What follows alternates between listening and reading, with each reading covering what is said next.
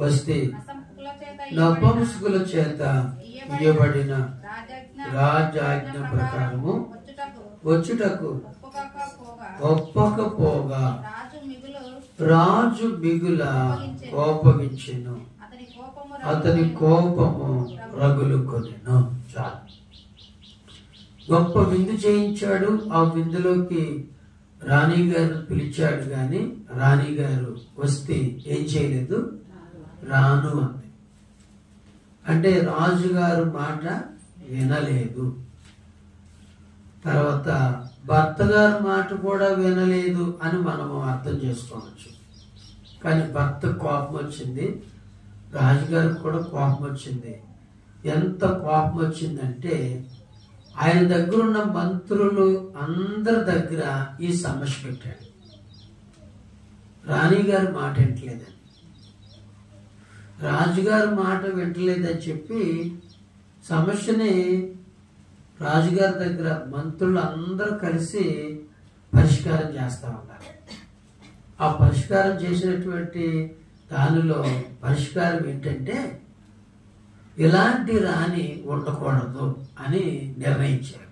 ఎలాంటి రాణి? మాట వినని రాణి ఉండకూడదు.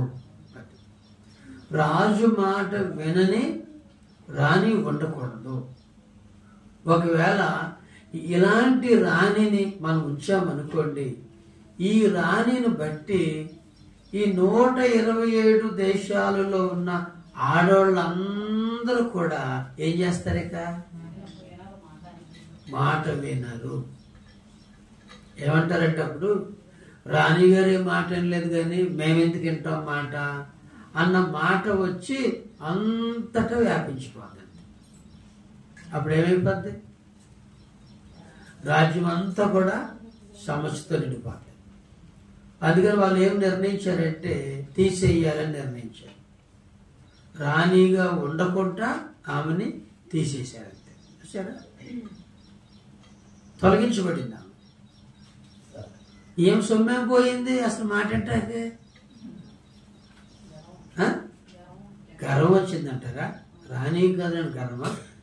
రాణిననే గర్వం రాజుగారి దగ్గర, ఏ భటుల దగ్గర, ఏ మంత్రుల దగ్గర, మంత్రి భార్య దగ్గర, లేదా భటుల భార్య దగ్గర, మంత్రులు భార్యల దగ్గర గర్వపడితే అదొక అందం. కానీ రాజుగారి దగ్గరే గర్వపడతావా? అంటే జ్ఞానం లేని స్త్రీ అన్నమాట.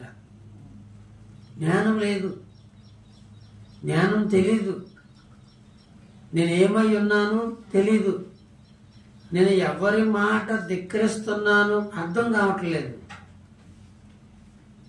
కాబట్టి ఫలితం అనిపించింది ఏంటంటే మంచి ఉన్నతమైన స్థానాన్ని కోల్పోయింది, రాణిగా ఉండేటువంటి మంచి అవకాశాన్ని కోల్పోయింది.